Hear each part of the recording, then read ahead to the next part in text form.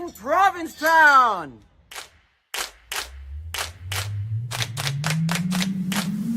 Good morning, everybody.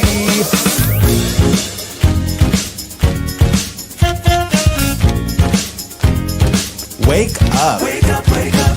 In Provincetown. This week featuring Wake up, wake up. Can I have some coffee? Wake up, wake up. Make it strong, please. Hey. Ho. Hey. Wake up, wake up. Whee! No, really, can I have some coffee? Wake up, wake up.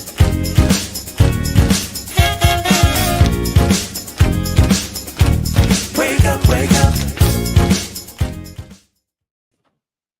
Good morning, everyone. Good morning.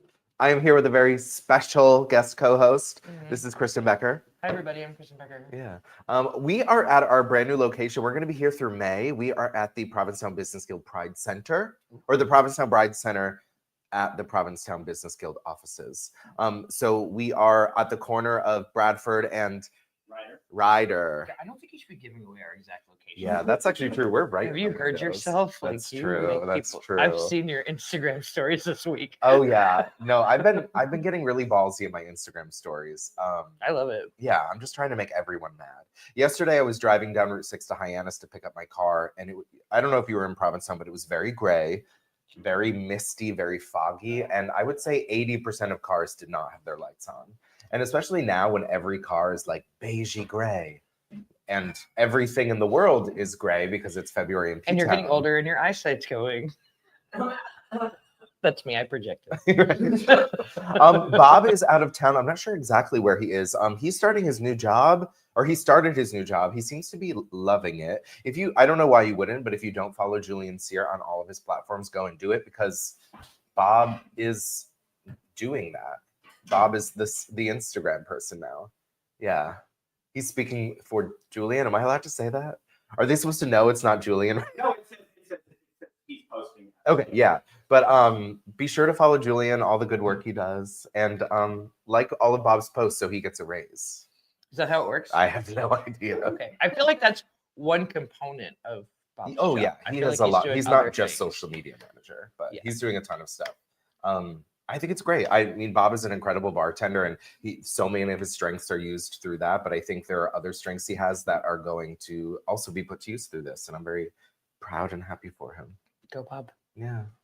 How have you been? Have you been bitching on Instagram? Just a little, Okay. but I dare say I'm following your lead. Mm.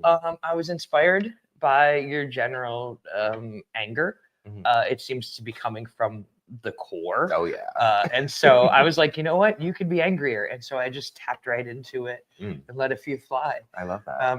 It's a good release. I enjoy it. I've been well. I've been going to the gym. Me too. I love Been that. going to the gym. I used to go to the gym a lot. Pandemic, I started jogging mhm. very, very slowly. And then the SAS house happened and I kind of just got crazy. And That's just how it like, goes. like it was a Mhm. lot. And so now I'm in like a reset mode, but specifically something I've never done before, strength training to punch Nazis. Huh? Like that's really, it's been more about like I'm going for every other day for like a couple of hours. Oh It's my God, more that's about, awesome. I've never like, oh, I lifted this much and then I'm going to add this one and I'm going to do another rep. And I'm just like actively trying to become a rock, not the rock, like not chiseled, No. but like a boulder rock. Work. You know what I mean? I I want love to that still for you. look like I can't beat you up because that's the element of surprise I live Mm. for, right? I don't need to look like I'm in shape. I just want to be able to beat the Yeah. shit out of Maybe you. this is only from my perspective, but you definitely look like you could beat me up. Yeah. I'm like, I just want to make sure it's coming with a lot of velocity. So Yeah. that's been my off-season that's awesome. thing. I've actually also gotten back to the gym. I know most of you know that I am an avid weed smoker, Same. but I gave it up for a few months this summer, and there were positive effects that I contributed to it being summer. And then when I started again in the fall, I realized that I'm like, oh, maybe it wasn't just summer. I think it was the weed. So I stopped again. And not that I'm advocating for it, because I love weed and I love people who smoke weed, but I have had such great positive things happen once I stopped. Oh, that's nice. Yeah. I haven't been drinking. I left that in the last year, which is also something I've done in my life in phases. Like I'll be sober for a few years and then I'll be like, well, this seems like a good time. Let's do a shot. Yeah, but right now, not so much, because again, it goes back to like the gym thing, right? Like Right. I'm not getting any younger. I'm kind of old. Hangovers last. So, Yeah. but I'm not giving up weed. And honestly, the community doesn't want me to. Like that's something that it's not. I'm a high-strung person. It's for me. It just can't be an everyday thing for me anymore. And it's a like Brittany and Todd came over the other day, and I was like, this is a special occasion, Right? You know? Yeah. Yeah. So it'll be that. But I find that you know, like the term functional freeze, where you just have like a hard time doing things. Yeah. And I know there's going to be people being like, that's not a real thing. That's just you being lazy. But, oh no, it's anxiety. Yeah, but once I stopped smoking weed, I'm just like, oh, I need to do that. Let me go do it. Where before I'd be like, okay, let me do this for 20 more minutes, and then I guess I could do that, and then it turns into never doing it. You know? I mean, yeah, that's definitely like a core anxiety, and like, yeah, I know that feeling, but it's translated into the you gym. just stop smoking sativas. But it's translated into the gym where I'm just like more of a go-getter at the gym. I don't need 10 minutes of rest in between each set, which is good. I'm now at the gym for 55 minutes rather than 3 hours. Yeah, I could never get high and go to the gym. Oh no, this wasn't me getting high and going to the gym. It was just like the aftermath. Me, a smoker, going to the gym. As she coughs. But yeah, so it's nice. It feels really good to focus on your health. Yes, you know? And I think it is. I've said it before. I'll say it again. It is the highest form of resistance. You know, the powers that be would like us to hate ourselves and to feel like shit, and you're a lot easier to control that way. And so I think that queers and minorities taking care of themselves is the most punk rock That's very we true. could be. And also punch Nazis. Yeah. And I'm grateful that my functional freeze I won't be like, oh, should I go punch that Nazi in the face? I'll just be like, I'm going to go punch that Nazi in the face. But last weekend, I know me and Kristen missed it because we were doing something. But it snowed. It snowed last Sunday. And it was really, really cute. And it was like, do you know when you're little and like there's different types of snow? Yes. And this was the snow that you want. Yes. It was that like slightly heavy, slightly wet snow. It would have made a really good snowball, a really good snowman. But I didn't get to do it. But a few of my friends did, including Margaret, and he took a little video of him sliding through the dunes. Sledding. You know what, you guys? Winter in New England on the tip of the Cape can be isolating, cold, dark, miserable, beautiful, quiet, all of these things at once. Occasionally, we get the beauty of what winter is, which is a snow day. So when you get a snow day, you gotta go snow play. So here we are in the beautiful dunes, and we are going on a sleigh ride.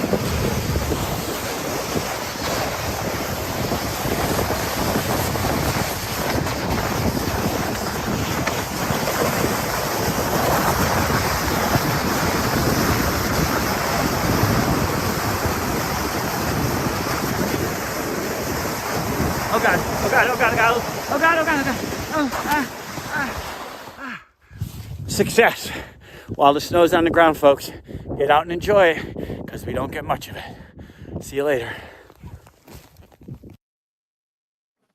That looks like so much fun, and I am not jealous. I'm very jealous. Yeah, I'm not afraid to admit it. Me and Kristen were doing something equally fun Something together. important that you'll hear about soon, Something but we can't important tell you and yet. fun. But if you're fans of mine or Kristen's, you're gonna love it. Yeah, and if you're not, you're gonna love to hate it. Yeah, and that's if you worth think it. I'm an entitled millennial, that's what you call me after watching the show. You're gonna really hate it. Yeah, exactly. Imagine all the thoughts with none of the sponsors. But stay tuned. It's gonna be awesome. Super Bowl party. Oh right, how was the Super Bowl party? It was great. Biggest one yet. We raised so we had a $3,000 matching grant. But we ended up raising like $3,500 in house for that day, and so total over $6,500. So That's first year we amazing. did 1,000, second year we did 2,000, third year we did a little over 3,000. So it's Damn. growing. And I got to tell you that, the Super Bowl is a long event, right? Mhm. Like, who goes and sits in a place for 4 hours? And it's something that has grown, and it really is, for me personally, a reclamation of like the sports space. Like, I'm a dyke.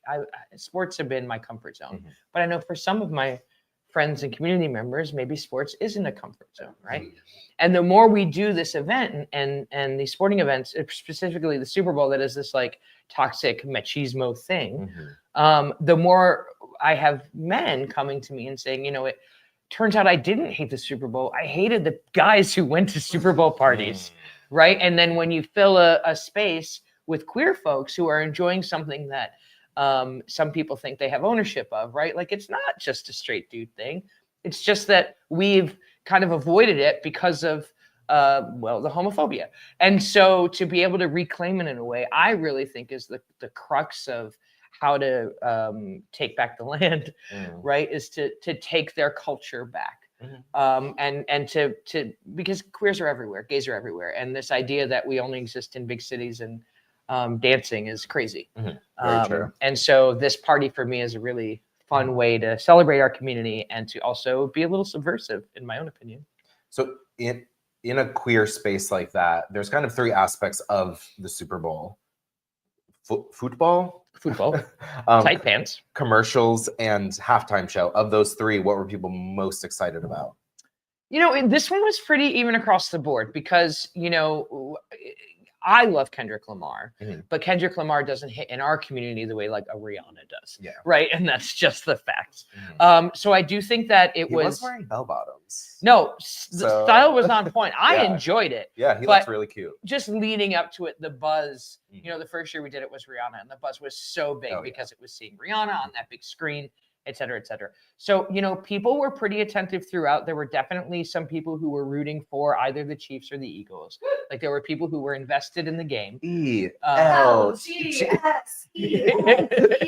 that? Yes. The mayor of Philadelphia can't spell Eagles, apparently. Listen, it's pressure. It's Yeah, pressure. no. We won. Yeah, that's true. That's true. We found one right. I'm going to credit the win for the Eagles and also the absolute embarrassment of the Chiefs. To Jesus? To Jesus Okay. and Trump. And Trump. Okay, all right. Well, before the game, I think it was Travis Kelce when asked about Trump being at the game. I can't remember exactly what he said, but it's something along like, "Oh, it's such an honor." And I was just like, "Have you not heard the utter shit he's talked about your girlfriend?" What is it? Yeah.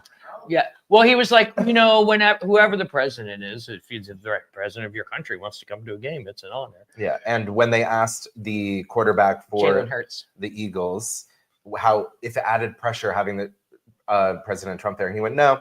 And I'm going to credit the win to that. There was a couple minutes of that game which are probably the most embarrassing, worst played football minutes ever. Yeah, it was pretty bad. But also, I want to say that, was it the worst or was it the best? Like, the Eagles defense they stepped up in a way in interceptions, and I'm going to credit it to the fact that Jalen Hurts, the quarterback of the Philadelphia Eagles, has an entirely female management staff. His marketing is female. His entire staff is female because a woman who was starting out in sports agency when he was in college shot him a DM and was like, "Hey, do you have representation yet?" And since then, he's built his entire team around him out of women. And so I'm pretty sure that's why they were successful. I agree. And also when obviously reporters are going to ask questions like this, why did you choose to have an all women management staff? I just looked for the best. Yeah. And also I love that juxtaposed against Harrison Butker, that utter fool who at a college commencement speech talked about how women belong in the kitchen, and then he didn't step on that field once that day. No, he did not. Yeah. But the sack interception, yes, it's pretty embarrassing. Yeah, it was pretty. Yeah. I think there was a statistic where Kendrick Lamar moved more yards than the Chiefs team. That's honestly hilarious. Yeah. And I had not heard it yet. So yeah, so Super Bowl success. Yeah, but the commercials, the AI of it all was really wild. They probably shouldn't have all used the same AI because 2 commercials About Goldilocks, 2 commercials about facial hair flying off a face and going around. 2 of them. I do think that the general culture of the commercials this year was don't press any buttons, don't be controversial. What's the safest thing we can do? Sloths and aliens. Here's a famous person. Yeah, and here's a Yeah. famous person. And it's Matthew McConaughey again. Like, it was really wild. I mean, he's been working on that campaign's been going for Wasn't weeks. he in multiple brands campaigns? Or was it one campaign that did like 6 commercials? I think it was all Uber because the whole thing behind Uber was like is football or Uber Eats. But there was also like a cloud net Oh, I missed or something it. I missed it. that he did. Yeah, he was. Missed I'm it. fairly certain he was in multiple brands I commercials. believe you. Someone I follow on TikTok said, like, I think Matthew McConaughey just like posted on his close friends story, like, hey, I want to be in a Super Bowl commercial, and like too many people responded. Yeah. But But I'm surprised that there was nothing in the contracts that said, hey, you can't be in a gazillion Super Bowl commercials. So I'm sure Right. he wasn't affordable. No, yeah. Or As he maybe he's should like, be. I'm not doing anything. Let me get in a commercial. Yeah. That's how he talks, right? Yeah. That's exactly how he talks. Yeah. Speaking of sports, I want to thank Bob Lowell for this amazing hoodie. I've been wearing it It's nonstop. really cool. Yeah. But also this past week, I know had talked about Unrivaled before, which is a all women owned, ran brand new basketball league. Damn. And it's really fun. And this past week they did a one-on-one tournament. Instead of like an all-star weekend, their mid-season break, they do a one-on-one tournament, and it's 30 players. The entire prize pool is $350,000. The winner gets $200,000. The runner-up gets $50,000, and the winner, all the other 5 players on their team, gets $10,000. Wait. Oh, on their team. Yeah, because it's okay, 3 yeah, on 3, so but- there's only 6 players per team. Right. But this game is one-on-one. It's not Yeah, a team yeah, game. yeah. Okay. And there's a few people that have made it. We're now on the final 4. I think the finals are tonight, and 2 of the 1 seeds made it. Arika Ngumbawale, who's one of my favorite players. Every time I see her, I'm like, damn, she could play basketball. And then Nafisa Collier, who is one of the creators of the league, she created it along with Brianna Stewart. And speaking of Brianna Stewart, she was a number 1 seed as well and was eliminated in the first round by Aaliyah Edwards, who is a rookie who just got she is on, I can't remember which WNBA team, but she is on the Mist in the league. She beat Brianna Stewart. She was the 8th seed, so like the bottom seed. Wow. As a rookie, and she's now in the final, and she's from UConn. I'm a big fan of her and really excited to see her. She always has yellow braids because Kobe is her favorite player, so she always has like yellow and purple braids. I love it. Yeah. And also, like, I think what's most impressive about this is the fact that the average salary in the WNBA is $120,000, and the prizes here are $200,000, $50,000, $10,000, and the average salary in Unrivaled is $250,000. So that's awesome, and they also get equity in the league. So cool, right? I think it's great. Yeah. Do we want to? Oh, It's a very forward-thinking situation. yeah, Leadership.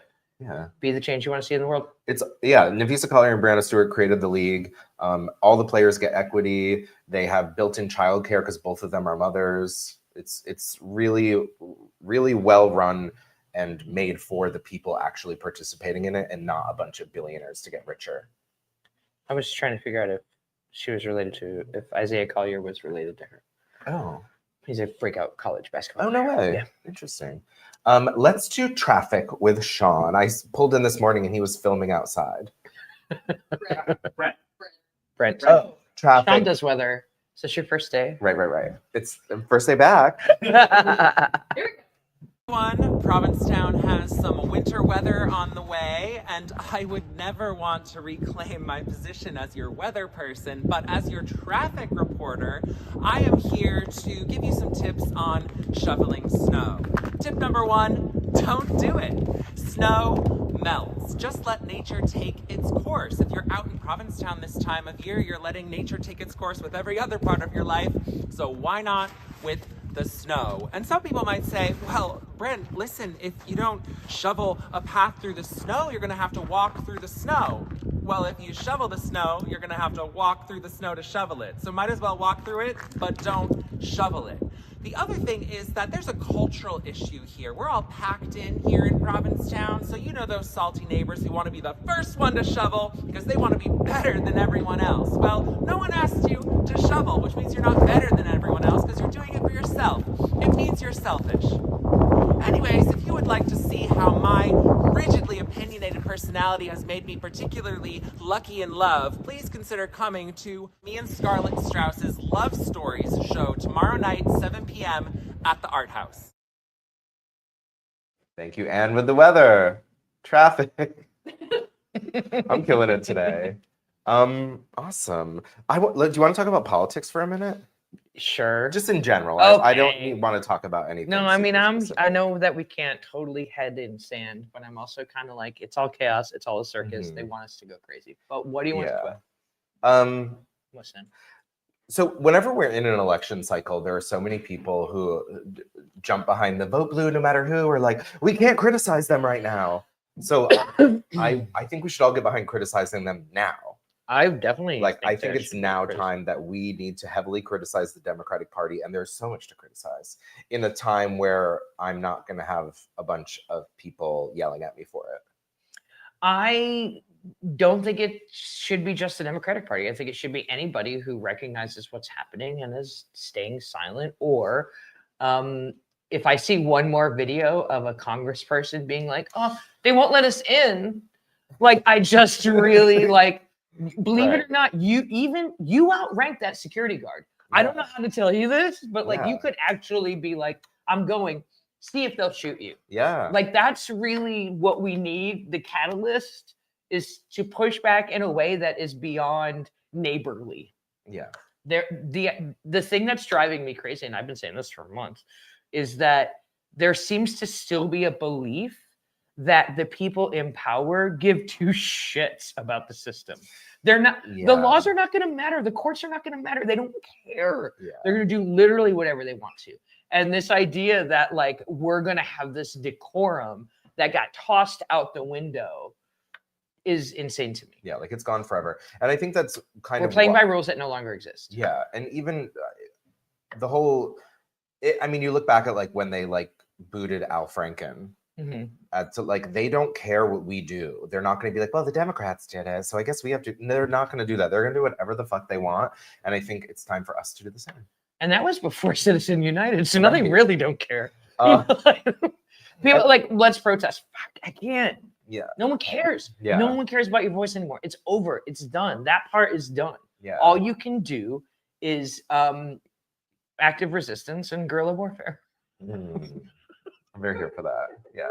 And I feel like there is, and I'm not saying this is, there's a demographic that is always like, oh, if you want to protest, don't make it inconvenient for other people. Like, well, don't block a road. It's like, no, that's crazy. If you make it easy to ignore, they will ignore it. Like, if you are allowed to ignore it, it will be ignored. No one cares about a bunch of people standing around with signs unless there is some sort of disruption.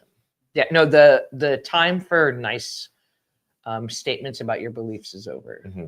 I also love, and I fully respect a lot of these politicians, but like if I see one more video of Elizabeth Warren being like, what they're doing is illegal, someone has to do something. I'm like, isn't it you? Aren't you the person? Are you someone? Yeah. And if you're not, who is? Tell us. Yeah. And if I'm the person, tell me what I should do. And if you don't know who the person is and you can't figure out who the person is and none of you are going to do it because you're too afraid, we all as a society know who the person is and just let Luigi out.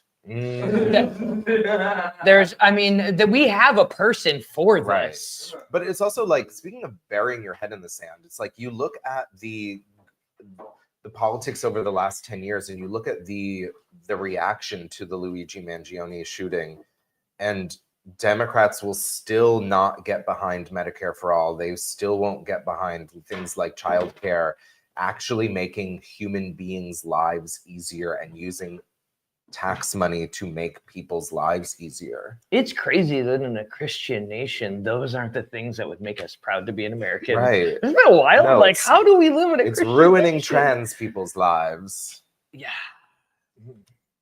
And that's most certainly smaller government. Did you see that they removed the T from the Stonewall monuments? I did see that, which is absolutely insane. It's like, get rid of it entirely if that's what you're going to do. I do think that for those of us who live here, we should be very aware of this situation because that is a National Park Service monument. It belongs to the Department of the Interior. Our land belongs to the Department of the Interior.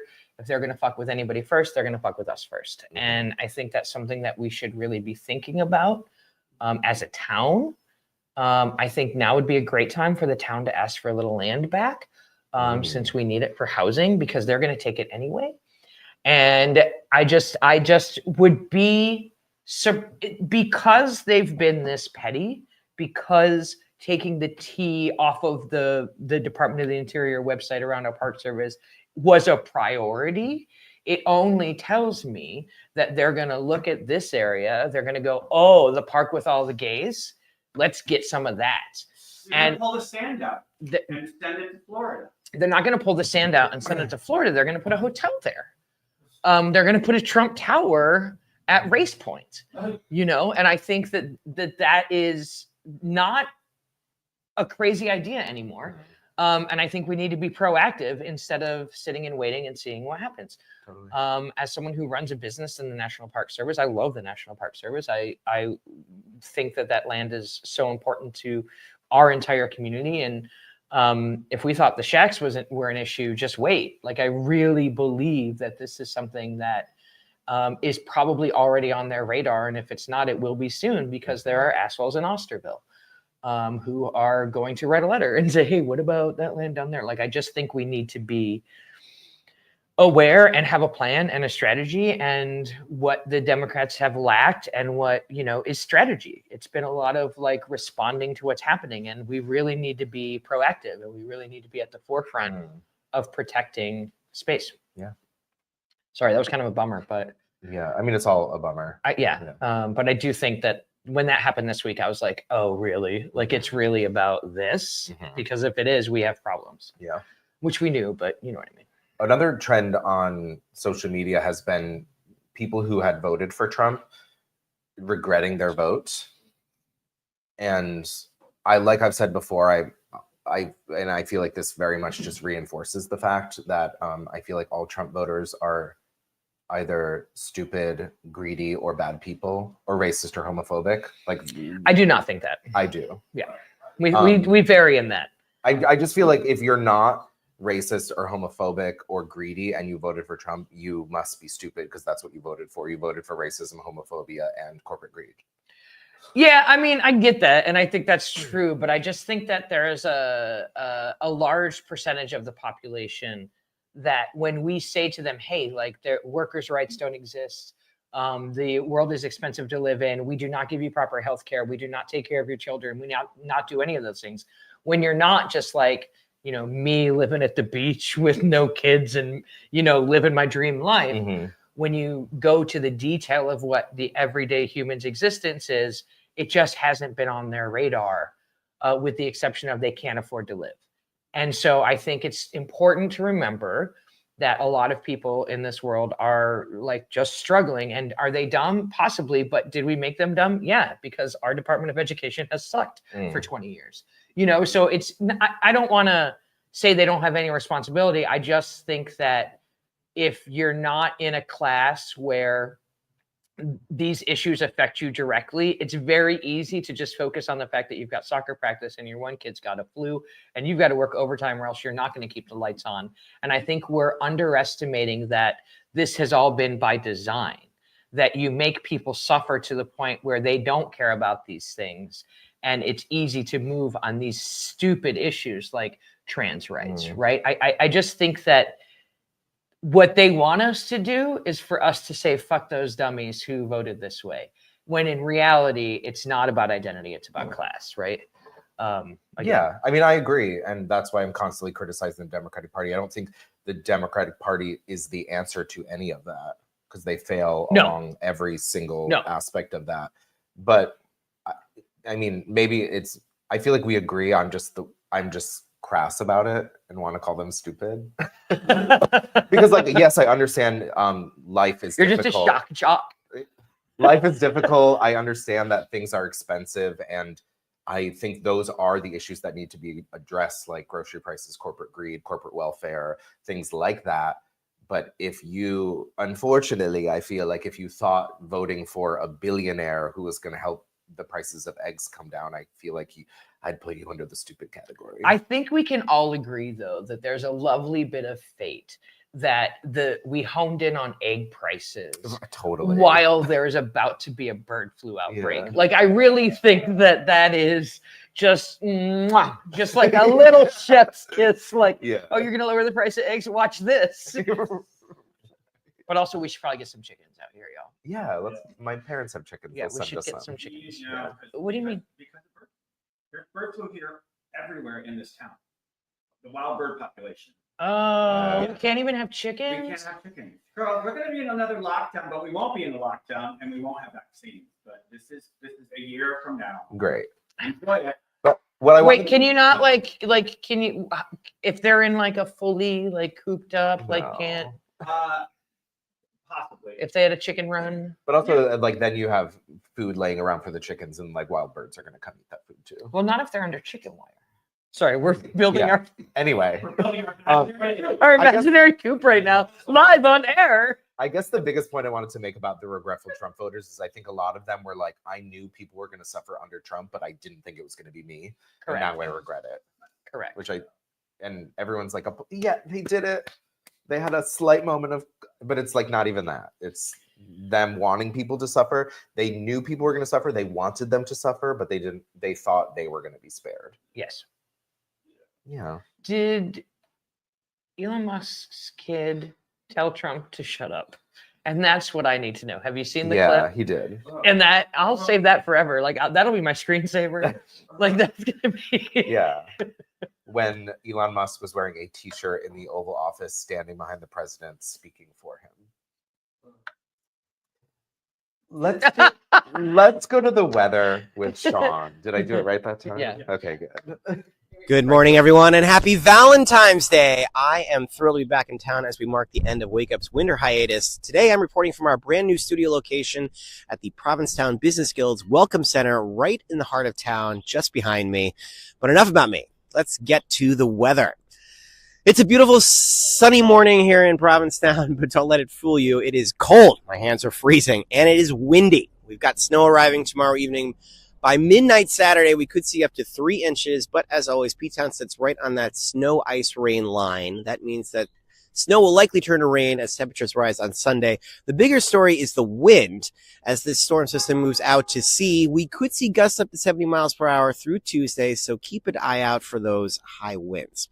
All that said, this weekend is the perfect time to stay cozy inside with your Valentine, but if you're venturing out, you're in luck.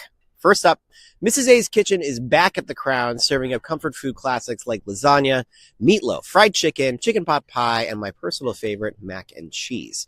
Mrs. A's is open today from noon to 3:30, and again for dinner with the same hours tomorrow, and for dinner only on Sunday. And here's the best part. Crown General Manager David Secor tells me that Mrs. A's will open every weekend until summer, giving us another much-needed additional dining option during these quiet months. And over at the Gifford House, there's a lot happening this weekend, starting with dinner tonight, or swing by for brunch on Saturday and Sunday, where Chef Hunter J. of Connie's Bakery is running her pop-up Assaulted Buttery. Plus, there's a stellar lineup of entertainment hosted by the fabulous Momma JC, including Hillary Tamar performing tonight, Brittany Rolfs at brunch tomorrow, Bingo with Trish on Saturday at night at 7 p.m., and Sunday, our very own Sam Sewell will be spinning the DJ tables for brunch. Shaping up to be a wild, fabulous time, and I'll be there tonight, so I hope to see you too. Finally, I'm sure you've noticed that it is no longer dark before 5 p.m. Tonight's sunset is at 5:12, but here's the exciting news. In just 23 days, sunset jumps to 6:40 with the return of daylight savings time. The return of the light is one of my favorite harbingers of spring, and let's be honest, it can't come soon enough. Have a beautiful day, a love-filled weekend, and for those of you in town, I'll see you tonight at the Gifford House. Guys, back to you inside. Thank you, Sean. Thank you, Sean. Yeah. I don't know if y'all picked up the Provincetown Independent this week, but they did something very, very cute. They had people submit, I guess, like personals, would you call them? like little love messages for Valentine's Day, and they're very cute. I want to read a couple of them. They're very fun. This one is my favorite for obvious reasons. This is called A Haiku Valentine for Christopher. It says, "The world has gone nuts. Let's just make chicken parm and watch Star Trek, my love." Not a big. I know I would get into Star Trek, but I haven't been a fan. But obviously, everyone here knows that I'm a big chicken parm fan. All right, what do we got here? Okay. To Grandma and Pa. Aww. Aw. Your girlies wish you a very happy Valentine's Day. They are grateful for your love and the bread you bring them from Angel Foods in equal Aw. measure. They would like to go to Pa's studio and then meet Grandma at the P-Town Library. XOXO. It doesn't really say cute. who it's from, and it's The girlies. adorable. It's from the girlies. Sorry, your Yeah. girlies wish you. But this was not written by the girlies, and I have a problem Maybe. with that. It was not. This is no. It was a and joint if so, the effort. girl. No, this is someone's mother. They wrote it for the girlies. And I'm sure they got a copy approval. I don't think the girlies can read, and I'm okay with that. I'm okay with that. Okay, one more.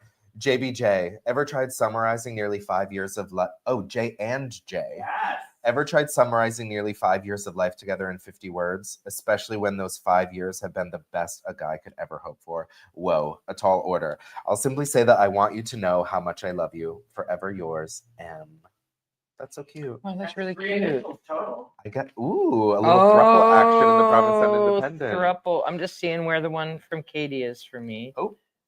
Oh. Okay. Let's see if let's see if my loneliness wrote one for me. Nope. Okay. This would have been a great opportunity to. We need to do secret crushes next year, Ooh. where you could like low key be like, "Hey, I My like crushes are never you." secret. I'm like, hey, let me touch your. Never mind. It's all right. Okay. Let's see what we got. Oh, so this is my last show for 2 months. 2 months? Yeah, I'm going out of town. I leave for Fort Lauderdale next Friday. I'm going to be in Fort Lauderdale for 7 weeks, and then I'll be in Puerto Vallarta for 2, traveling with the Devil Wears Payless. So I will be with Edie, Jamie, Christopher. I guess Edie and Christopher are the same person. Edie, Jamie, Jonathan, Joseph Peters, and Eden. Fun. Yeah, it's going to be tons of fun. In the warmth. Yeah, if you're in Fort Lauderdale, if you live in Fort Lauderdale or any connection to Fort Lauderdale, please reach out to me. I have a question. But I don't want to say it here. But reach out to me. Yeah. I'm very excited. Is there a Is TikTok? it that on Sniffies? You can't just figure it out? I tried Sniffies already. No? Awesome. What else do I gotta do? Did you watch the Grammys? I know that was a couple weeks ago, but we didn't get a chance to talk about them. I did watch some Grammys. How'd you feel about I it? enjoyed them. Yeah. A lot of performances, and that's what I'm here for. Yeah, I wish there were more performances and less Will Smith. I was like, why is he still talking Yeah. about himself? Yeah, he was, and he had those are pill eyes if I ever saw. Yeah, and I'm glad, but I am glad he didn't punch anyone. Let it go. That was like years ago. I was really excited, and I know Bob got to brag when he called Murray Bartlett's Emmy.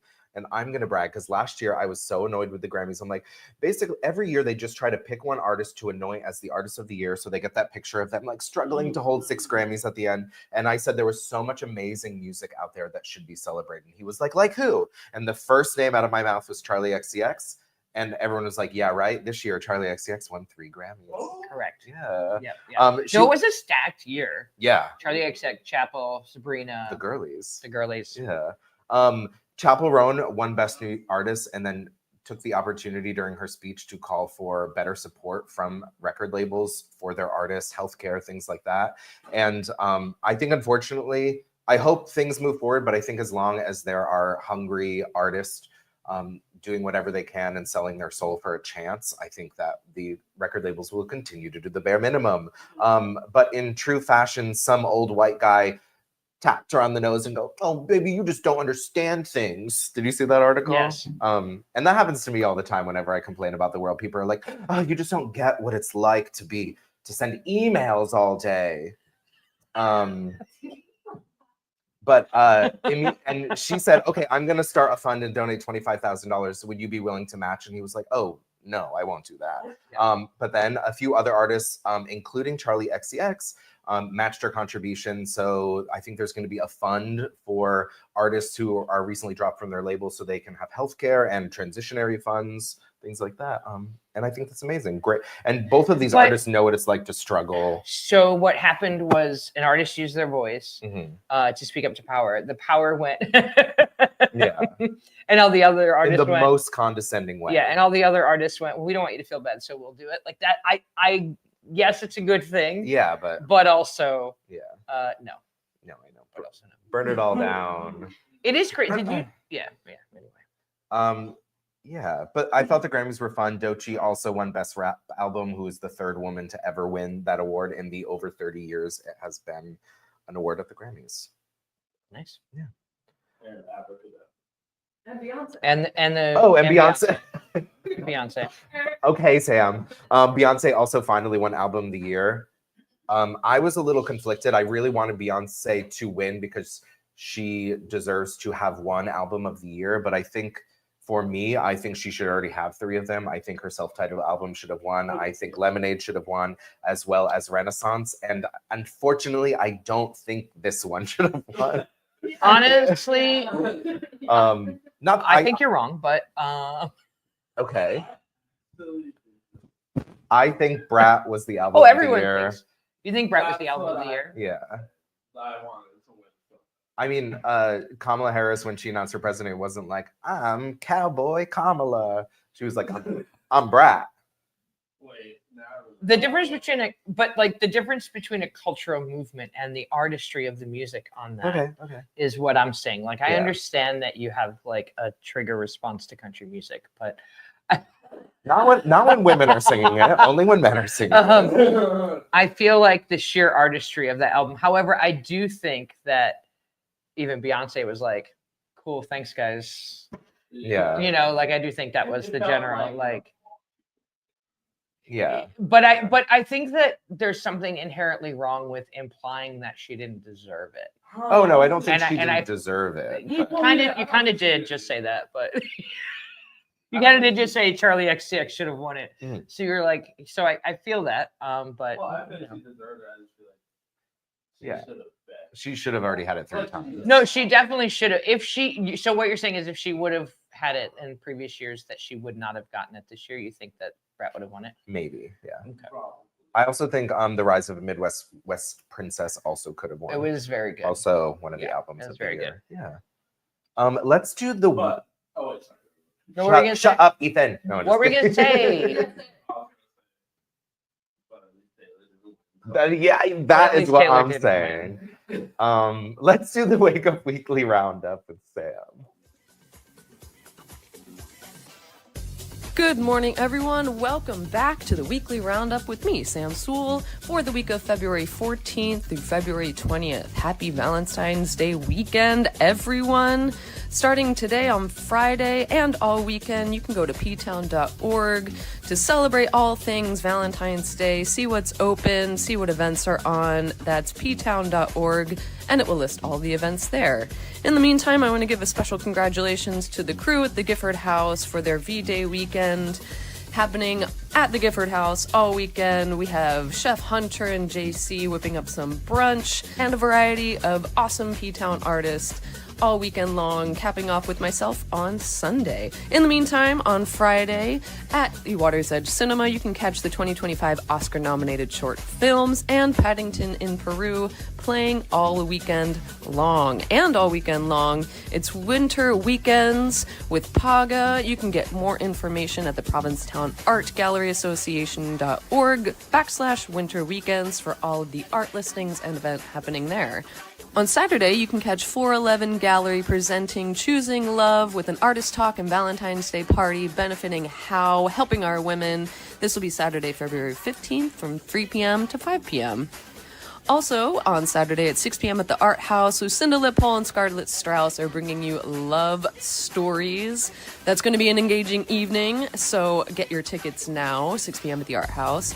And then on Sunday, as I said, I will be giving you a throwback brunch over at the Gifford House, playing Black Excellence R&B throwback tunes for your Valentine's Day brunch pleasure. Also on Sunday, over at the Provincetown Library, Jimmy Tingle is bringing humor and hope for humanity, starting starting at 3 p.m. You can visit provincetownlibrary.org for more information. And later on that night, over at the Underground, they're presenting their iced tea dance, $5 donations benefiting Summer of Sass, and DJ PJ is going to be bringing you all the hits.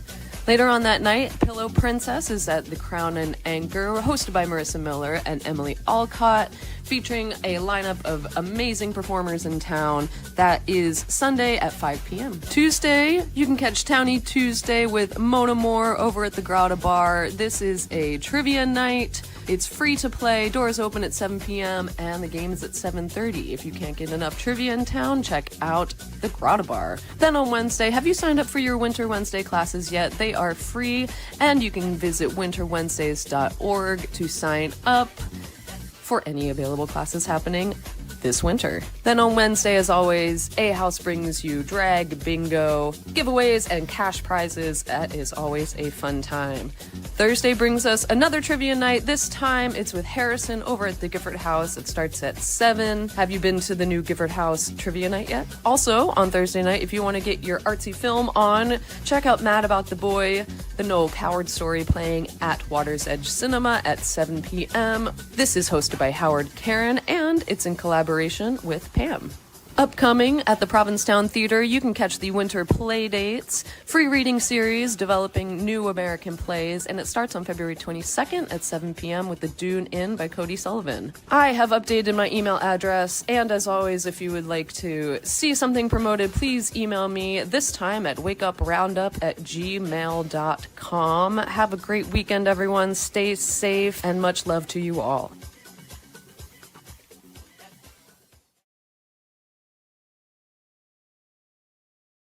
Thank you, Sam. There is so much going on this weekend for Valentine's Day. Yay. Yeah, I'm gonna do a show.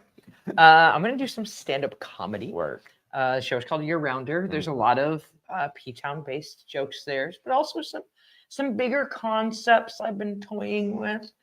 And I'm hilarious. And if people don't know that, they should know that I'm hilarious. And I've been doing comedy for like 20 years. When is it? Sunday? It's Sunday at 2. Which is perfect. Like, I love a matinee in the winter. Like, get up, have a little Irish coffee, come to the show. It's a lovely, I'm excited about it. And I'm excited about this material too. I think it'll be fun. It's what I do best. Yeah. Also coming up this week on the 20th of February at Salty Market, Carmen and Liam are hosting a wine bar pop-up called Piquette.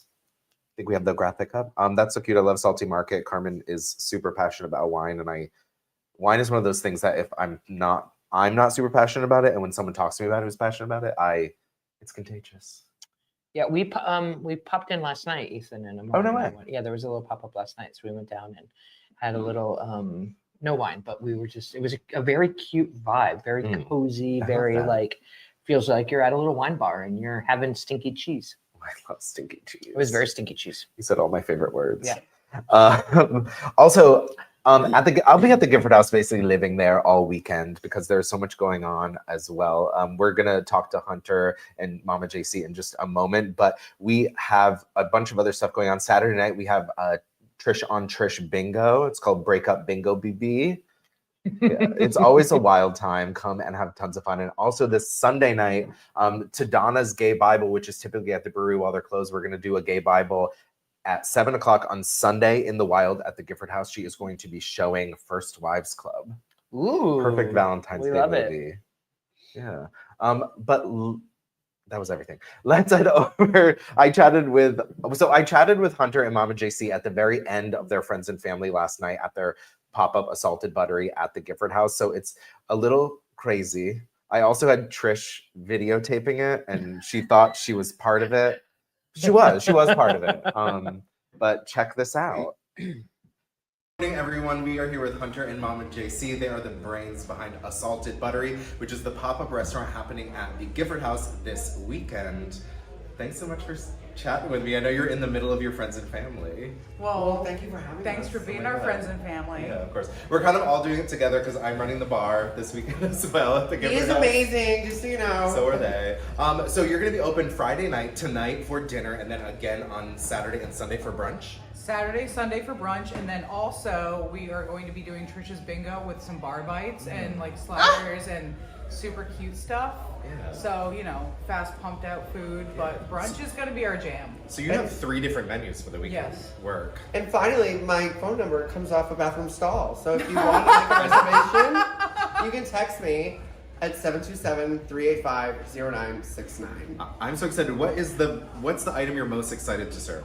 I think the most excited item that I want to serve is only because it's the most labor intensive is the Peking ravioli for Friday night and Saturday night. Yes. And then our Southern style Benny with a jalapeno cheddar biscuit, bacon, braised greens, poached eggs, and a chipotle aioli. Nothing like food porn, right? Yeah. So, and don't forget the potatoes because we're going to carb up.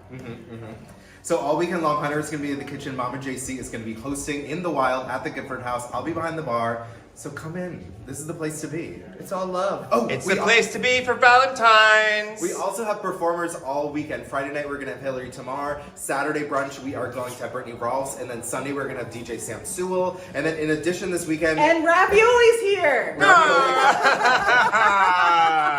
We'll see you this weekend. Stop by the Gifford House and say hi to me, Hunter, Mama JC, Dan, Danny, the whole crew. And after you do that, stop by the Crown and Anchor for some really incredible performances all weekend. Yeah. Please welcome Marissa Miller and Todd Alsup. They will be entertaining you along with Kristen at the Crown and Anchor all weekend. Thanks for coming in today. Thanks for having us. It's my So- first time on the show. That can't be real. welcome. It's real. I'm thrilled to be here. Really? Yeah. Did you sing on the show once? No. Oh my God. We'll have to have that happen soon. Then. Maybe this summer, yes. Yeah, perfect. So Todd, I'm really excited. You're kind of doing a little preview almost. Not exactly, because I've got a show. You're wrong. No. Wait, no, aren't you doing a show that's going to be your summer show? But No. it's No, that's a whole What are you other doing? beast. Tell me that. I'm doing this special one-off that I've wanted to do forever. That started like during the pandemic. I was doing like live stream shows with like themes. And one Valentine's Day after a breakup, I decided to do a Valentine's Day show that was themed around post-breakup songs, like tell-off songs. Since you've been gone. Precisely. Yeah. So that's the show that we're doing tomorrow night with special guests. We're doing a bunch of sort of like anti-love songs. Word. Post-breakup, you messed me up big time. So it's just Jagged Little Pill. There's some Jagged Little Pill in the mix. There's a little bit of everything, but like we really curated a set list, and Marissa's gonna guest. She's gonna sing beautifully, and we're in between. We're just gonna tell stories about like relationships that have messed us up the most. All the people we hate. Exactly. Exactly. What's your favorite breakup album? Jagged Little Pill is a pretty good one. Yeah. Are there a whole? I mean, Sarah Bareilles, let's just put that out there. Yeah. If you want to wrench your heart out. this is a deep cut, but Marvin Gaye wrote this album called "Hear My Dear," which he wrote to his ex-wife, who owned all of like the publishing on like what he was going to write for his next album. Amazing. And then they divorced, and he was like, the album's called "Hear My Dear," and basically it's sort of like, have it, take it. Cool. So, I like that. My favorite breakup album is no doubt Tragic Kingdom. And the best album of all time is Melodrama by Lorde, bar none. And it's also a breakup album. Thank you, Ethan. Okay. Yours? I don't. You know what? She just has only had love in her life, so she doesn't. What? No, girl. I have had so many breakups. And I basically what happens is after the breakup, I then no longer listen to it because I'm healed. And the breakup is what heals you. Yeah. There was. I would definitely say that if my breakups had a soundtrack, it would have mostly Ani DeFranco, with a little bit of early Etheridge, and then rounded out with some Alanis. Yeah. Exactly, I am the only one. And rounded out with some Alanis. And then probably, truthfully, I was a teenager in the South, so there's probably some really great country in my life. Oh yeah, breakup songs. They know how to break up. So, so they really Did do. we get any? Are there anything from any of those in the show, or are we going to be surprised? Is there any country? Are we doing? There's a nod. Yeah, we have a little country nod. Okay. It's a gag. Yeah, All right, I love that. You can imagine. Yeah. Yep. You know, who in country are we kind of not loving anymore? There's no Ani DeFranco. Alanis? Oh yeah. Oh okay. Yeah, Oh, for sure. Yeah. Don't speak. No. Okay. Although that's a great option. It's a tight little set list. Don't worry. No, Don't it's worry gonna be about it. Don't awesome. give it away. I always love your shows. I'm always blown away. Uh, One thing else, I always, whenever I hear you, I'm always like, you sound, the way you naturally sing sounds like you're produced, meaning like it just sounds so perfect. Yeah. Oh, I thank you. Yeah. I'm like, do you have some sort of trick on that microphone? You always sound incredible.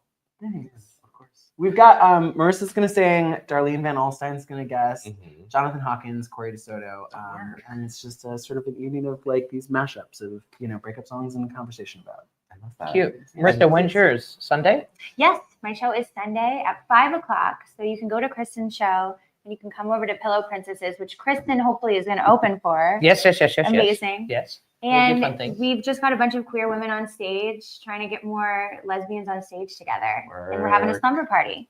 Yeah, I think the whole I love vibe is Sunday is Sapphic Sundays. Or Sapphic Sundays. So I'm very into that. myself, Marissa, all the ladies. Then KT is going to do a ladies' lounge in the evening. So, and there's a Shiano bar, right? Is there Yes, also a I think Shiano we're, bar? yep. So Sunday at the Crown will be a lot of sapphic vibes, as it were. And 15% goes to helping our women? Yes. Work. That's awesome. Yeah. Is our pajamas encouraged for this Oh, yes. slumber party? Pajamas are encouraged. Oh, that's good to know. Yeah.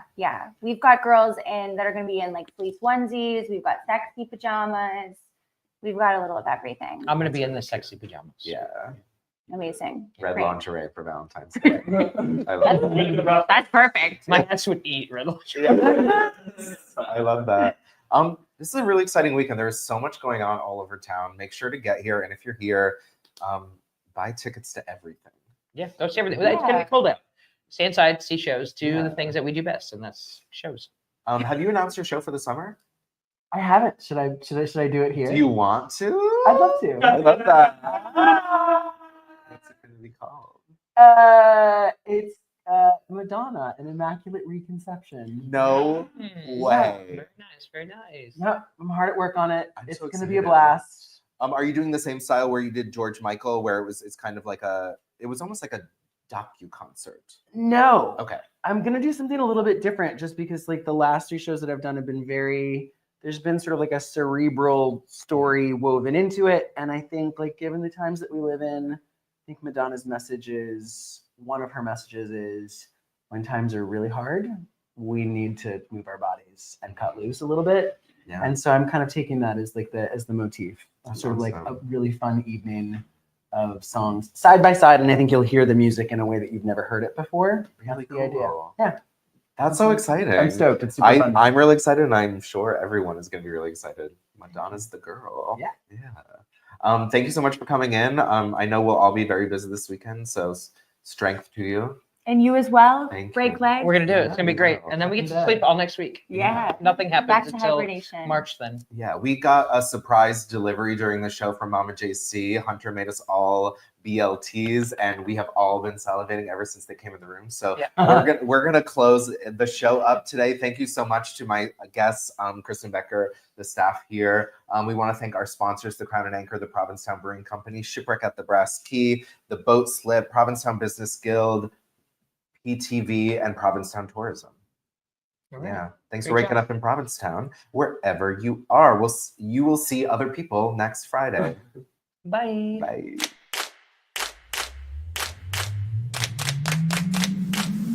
Good morning, everybody.